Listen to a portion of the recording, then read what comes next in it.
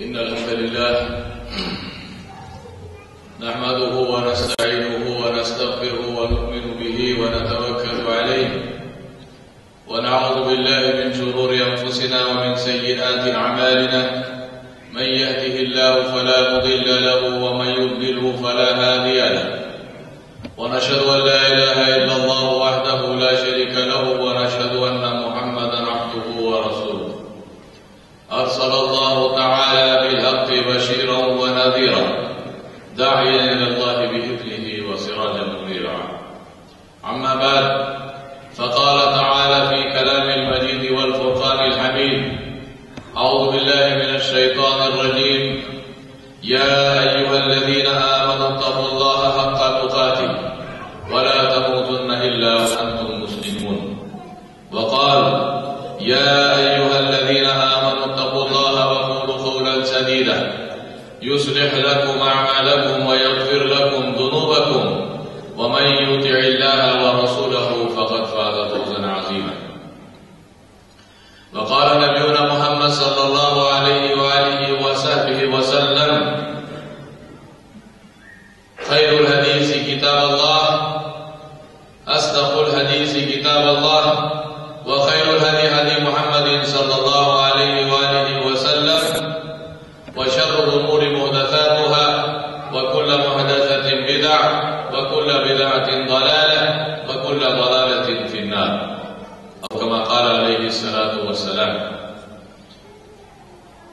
My dear brothers and elders and respected ulama and sisters, Assalamu alaikum wa rahmatullahi wa barakatuh. I remind myself and you to have taqwa of Allah subhanahu wa ta'ala jalla jalaluhu, and to have this taqwa not as we wish but as it is His right that we should have this taqwa. Ittaqullaha haqqa tuqatih.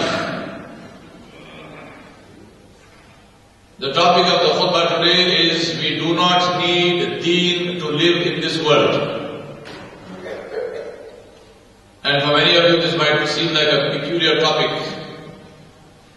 And of course one of the reasons for having a peculiar topic is it wakes up people. But seriously the reason I chose this topic and I wrote this topic is because if we speak to a non-Muslim, and if he asks me what is it that distinguishes Islam from any other religion, what is it that Islam gives me to live in this world that my current religion or my current lack of religion does not already give me? What is the answer? He will say my current religion, or maybe he is an atheist, so he say my atheism, or just my good sense, my good civic sense, the fact that I am a decent human being, to live in this world, this other religion of mine, or this plain common sense and good sense and civic sense, tells me that I must not tell lies. It tells me I must not cheat people. It tells me I must have good akhlaq, I must speak to people in a nice manner, I must be kind to people. It tells me I must be compassionate. It tells me I must be a good neighbor. It tells me I must obey the law of the land and I must not break the law of the land. It tells me I must not cause violence. It tells me I must not lie and cheat. It tells me I must not curse people. It tells me I must not argue with people. It tells me I must not fight. It tells me my other religion and my atheism and my good sense and common sense tells me that I must spend quality time in my home with my family, that I must be good to my wife and my children, that I must bring up my children to be good civic human beings, good citizens of the world. It tells me that I must focus on education, I must get a good education for myself. It tells me I must be physically and mentally strong. It tells me I must be economically strong. It tells me I must give charity, and so on and so on and so on. So if you tell him that, well, you see, all of these things are really Islamic principles, he will say, Alhamdulillah, very nice, keep your Islam, I don't need it because I already have the principles. I already have those principles. To live in this world, I already have what I need.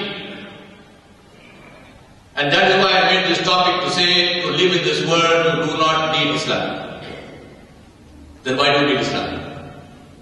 Why are you here? Why am I here? Allah subhanahu wa ta'ala mentioned this argument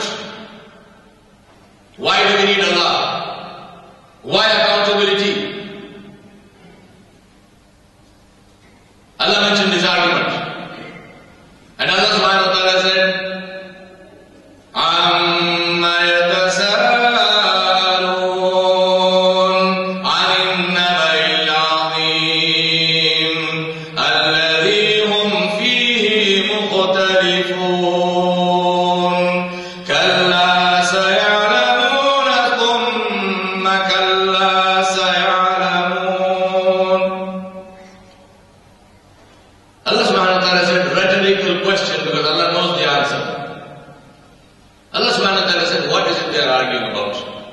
What is all this noise? What are they carrying on about? What is all this argument? Are they arguing about this day that is mentioned, this great news? Now, is this what they are having ikhtilaf, an argument? And then Allah subhanahu wa ta'ala Jalla Jalaluhu said, Kalla sayalamun, thumma kalla sayalamun. Allah said they will find out. They will find out. They will find out. My dear brothers and sisters, you don't need Islam to live in this world. Common sense will do. You need Islam to know what will happen after you die. This world is the alamul asbab. It is the world of the means. It is the world of scientific discovery and development. It is the world of science and technology. It is a world where we know what we don't know, we can find out. If we don't know it today, no problem, we will know it tomorrow. If we don't know it tomorrow, no problem, we will know it 10 years from now, 100 years from now. Everything is within the grasp of our minds and our intelligence. But there is one thing that no science and no technology and no intelligence can tell us, and that is what happens after we die. We know there is death. There are people who deny everything, including Allah subhanahu wa ta'ala Jalla Jalaluhu, na'udhu billahi min dhalik. But there is nobody who denies death, because we know there is death. And there is only one who can tell us what happens after we die. That is the one who does not die. Al-Hayyu alladhi la yamut, al-insu wal-jinnu yamutun. And who is this one who is Al-Hayyu alladhi la yamut? He is the one who said about himself, Huwa Allahu alladhi la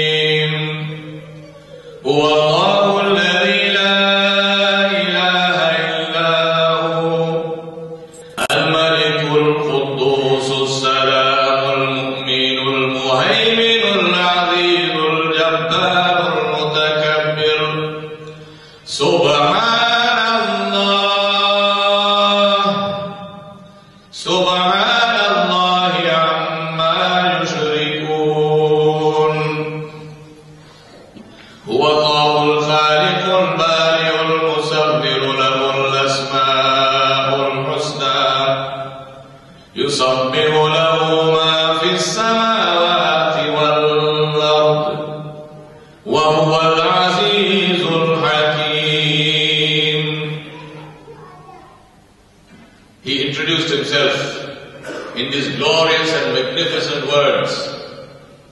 We ask Allah subhanahu wa ta'ala to enable this glory and magnificence of His being enter and permeate every cell of our body. And I ask Allah to make this fill your heart with His nur, and to fill your salah with His khushu', and to fill your dua with His barakah. This one asked the question, what is the argument? And then in his beautiful way, he reminded those people who were suffering about what he gave them, so that they can make sure, so that they can recognize His greatness and His majesty and His glory and His magnificence.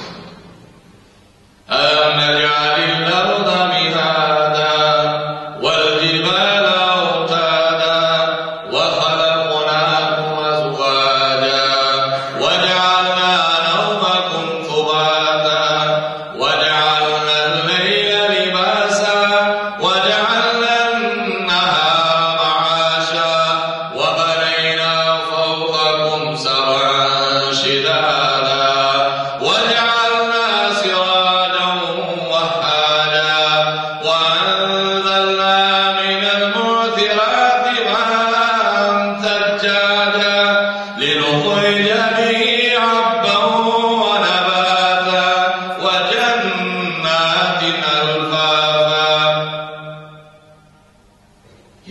the earth so you can live on it, stabilized it with the mountains as beds. He gave you your mates so you can find sukoon in them. He enabled us to sleep. Ask the value of sleep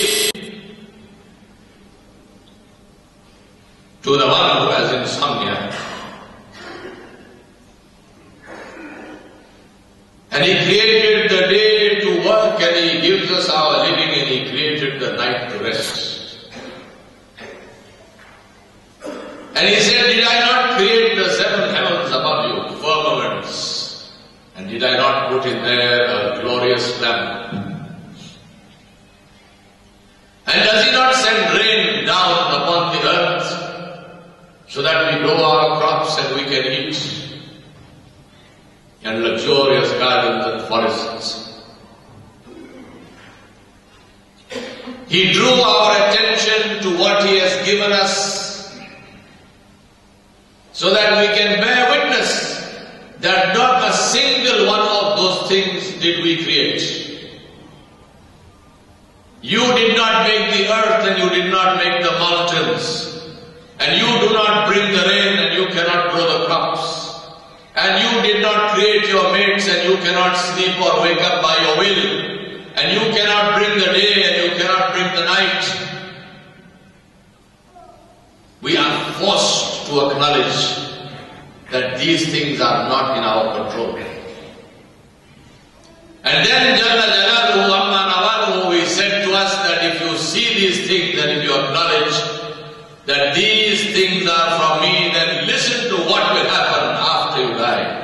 Because only I can tell you that.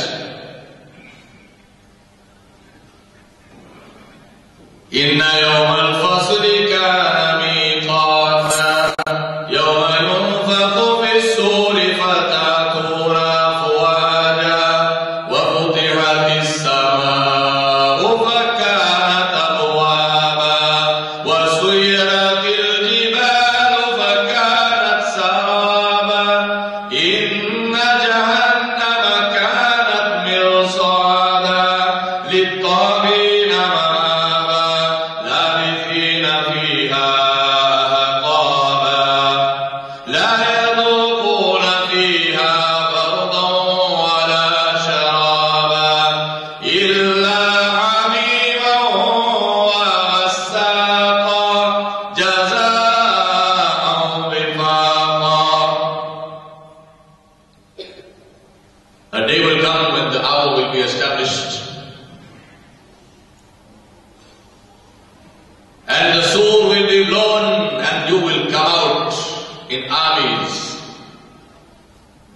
the time for control over our lives will be over.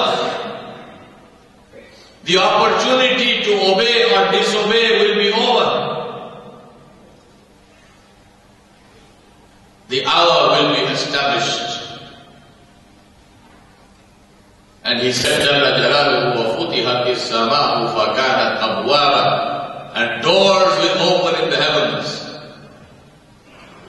I was reading a book by the famous physicist Michio Kaku, who was a student of Einstein, book on quantum physics and multi-dimensional theory. And in a statement that he makes, he says that when the big crunch comes, which is the opposite of the Big Bang, when the world is expanding, he said when the big crunch comes, when the whole universe comes together, and that's a theory. He says the only chance that the human race has of avoiding annihilation is to find a way to open a door and go into another time-space dimension. Ajiba. He says human beings need to find a way in which they can escape this time and space dimension, where they can open a door in the heavens, so to speak, and get out. And my Rabb said, وَفُتِحَتِ السَّمَاءُ فَكَانَتْ أَبْوَابًا. You will see doors open in the heavens, but those doors are not for escaping. Those doors are to go to the place of gathering. I ask Allah subhanahu wa ta'ala to make that place of gathering a place of joy and happiness for all of you. That you meet your Rabb, and your Rabb likes to meet you and wants to meet you.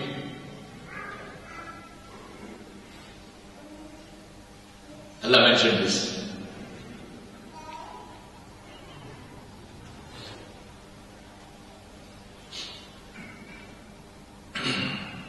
Allah mentioned the Jahannam, and Allah mentioned it will come close, and He mentioned the trials and tribulations and the punishments of Jahannam.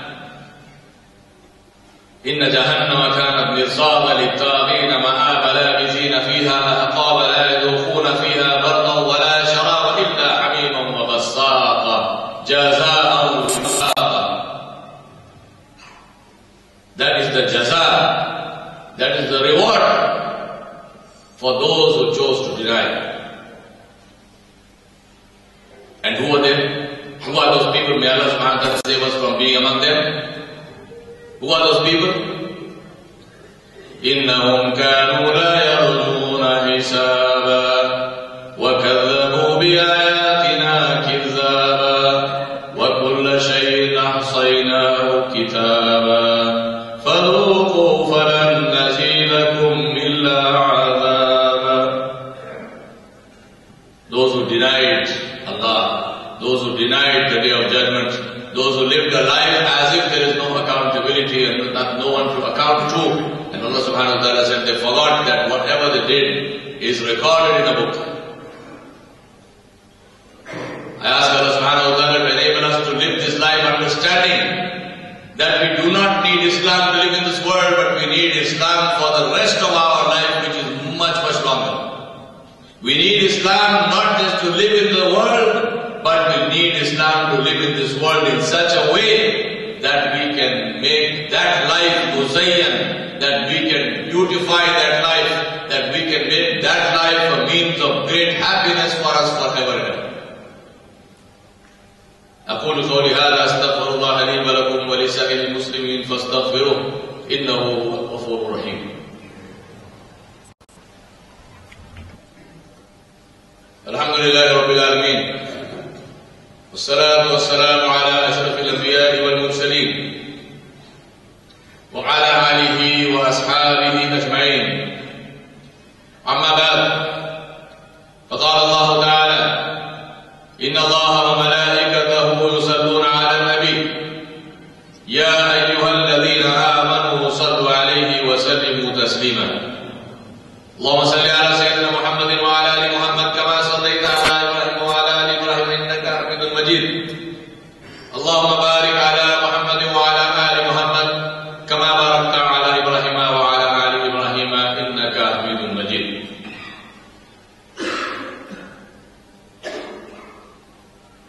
My dear brothers and sisters, having described this scene for those who disobeyed, then the question is, what about those who obeyed? May Allah subhanahu wa ta'ala Jalla Jalaluhu count us among those who obeyed. I was invited many years ago in India to lecture to a group of non-Muslims, and it was a lecture about Islam, present Islam. And my experience, except this one instance, I do this all over the world, my experience is that people who are not Muslim are very, if they invite something like this, they are very polite and very nice and so on and so forth, they listen to you. But in this one instance, when I finished the lecture, there was an elderly man, maybe in his 70s, who was sitting in the front, first row. And he literally shouted at me. And this was so disruptive and it was so amazing that I was shocked. The man shouted, he said, "This is nonsense. What is this Day of Judgment? What is standing before Allah and accounting and whatnot?" He said, "This is absolute nonsense." He said, "Have you seen Allah?" Now this was so disruptive, I was absolutely shocked. And my usual way when I'm shocked is I keep silent, because if you don't speak, nothing can happen. But if you say something, then maybe you say the wrong thing, so you don't want to do that. So when you are emotionally disturbed, just best thing is shut up. So I kept silent. And then when I got some control of myself, I said to the man, I said, I have not seen Allah. And you have not seen Allah. But I said to him, listen very carefully. The day will come when I will see Allah. And you will also see Allah. But on that day, I will know that I am seeing the one I believed in. I will know that I am seeing the one I worship all my life. I said, what will you do then? What will you do then? He was completely silent. Didn't say anything after that. The reason I'm telling you this story, my brothers and sisters, is to know and accept and understand that one day we will see Allah subhanahu wa ta'ala jalla jalaluhu. When Rasulullah sallallahu alayhi wa sallam mentioned this to the Sahaba, they said, Ya Rasulullah sallallahu alayhi wa sallam, how will we see Allah? There will be this huge hujum, thousands and thousands and millions of people. Will we all be able to see our Rabb? Nabi sallallahu alayhi wa sallam said, do you not see the sun when you look at it? Do you not see the full moon when you look at it? Does the crowd matter? That is how you will see your Rabb. We ask Allah subhanahu wa ta'ala to give us the ni'mah of His jalwa, to enable us to see Him, because there is no ni'mah that is greater than the ni'mah of the jalwa of our Rabb Jalla Jalaluhu. So what about those who believed all this? Allah subhanahu wa ta'ala did not leave that to doubt either. And He mentioned it and He said, Inna lil-muttaqina mafaza hadaiqa wa anaba wa kawa'iba turaba wa ka'san dihaqa la yasma'una fiha lagwan wa la kidhaba jaza'an min rabbika 'ata'an hisaba. Who is He? Rabbis samawati wal ardi wa ma baynahuma ar-Rahman la yamlikuna minhu khitaba. When will this happen? Yawma yaqumu ar-ruhu wal malaikatu saffa. Row upon row. Everyone standing with deep respect. يوم يقوم الروح والملائكة صفا لا يتكلمون. Nobody can speak. إلا من أذن له الرحمن, except the one who Allah subhanahu wa ta'ala permits. وقال صوابا, and when that one speaks, he will speak good. ذَلِكَ الْيَوْمُ الْحَقُّ. Is there any doubt about this?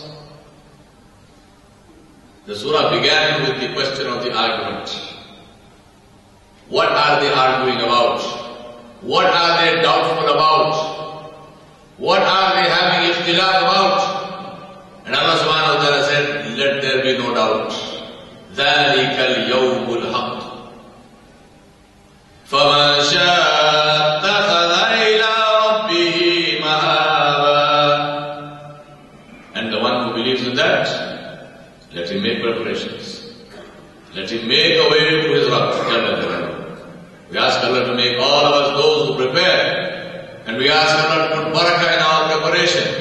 And we ask Allah subhanahu wa ta'ala to strengthen that preparation by His power and glory and majesty. And to forgive all our and all our sins and all our mistakes. And then the final ayat of the surah. May Allah protect us from that an eye of such complete despair. Inna anzarnakum adhaban qariba yawma yanzuru al-mar'u ma qaddamat yadahu wa yaqulu al-kafiru ya laytani kuntu turaba. The one who denied will not even ask for forgiveness. He has even lost faith in the forgiveness of Allah subhanahu wa ta'ala. He is in such despair. He said, I wish I was dust. Kuntu turaba. I wish I was never born. I wish I were dust. We ask Allah subhanahu wa ta'ala to save us from that day, from being among these people. ربنا ظلمنا أنفسنا وإن لم تغفر لنا وترحمنا لنكونن من الخاسرين. اللهم أعز الإسلام والمسلمين وأذل الشرك والمشركين ودمر أعداء الدين. اللهم شتت شرهم ودمر ديارهم ومزق جمعهم. اللهم انصر من نصر دين محمد صلى الله عليه وآله وصحبه وسلم. اللهم اخذل من قدر دين محمد صلى الله عليه وسلم. اللهم انصر مستضعفين في كل مكان. اللهم انصر مستضعفين في كل مكان خصوصا في فلسطين. الله سبحانه وتعالى اللهم انصرهم نصرا عزيزا. اللهم ثبت اقدامهم يا ذا الجلال والاكرام. اللهم الف بين قلوبهم واصلح شان بينهم يا ذا الجلال والاكرام يا ارحم الراحمين. ربنا فاغفر لنا ذنوبنا وكفر عنا سيئاتنا وتوفنا مع الابرار. يا عباد الله رحمكم الله، إن الله يأمر بالعدل والإحسان وإيتاء ذي القربى وينهى عن الفحشاء والمنكر والبغي يعظكم لعلكم تذكرون. اذكروا الله يذكركم ادعوه يستجب لكم ولذكر الله أكبر والله يعلم ما تصنعون. أقيموا الصلاة.